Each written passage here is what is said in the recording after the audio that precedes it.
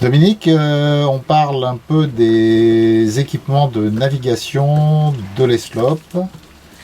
Donc nous sommes ici sur la table à cartes, qui est une table à cartes relativement grande pour un bateau de 9 mètres, et qui comprend également donc ici deux GPS, deux traceurs de route, l'un qui est en noir et blanc et l'autre qui est en couleur, donc un Géonav et un Raymarine.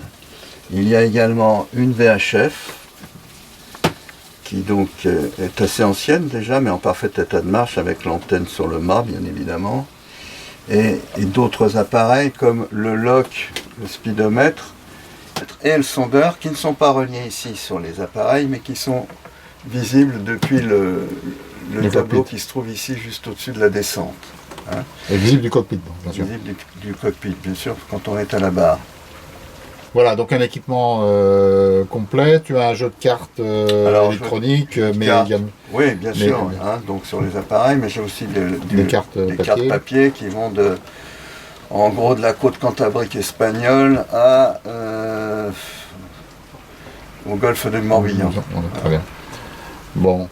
Alors, je vois que là, sous la table à cartes, c'est là que se trouve la glacière. Hein, sur le côté. Une glacière un peu à l'ancienne, très vintage, mais qui permet de conserver de la nourriture, évidemment, pendant 48 heures. 48 heures avec un pain de glace, je suppose. On achète la glace au fur et à mesure, bien évidemment, dans les ports. D'accord.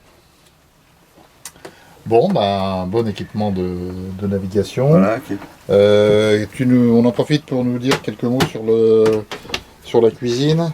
Donc la cuisine, c'est une petite cuisine, bien sûr, hein, style un peu des années 70, avec un évier.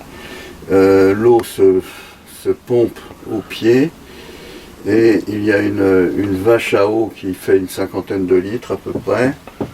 Puis il y a un réchaud, et un coffre pour mettre tous les ustensiles de cuisine, casseroles, etc.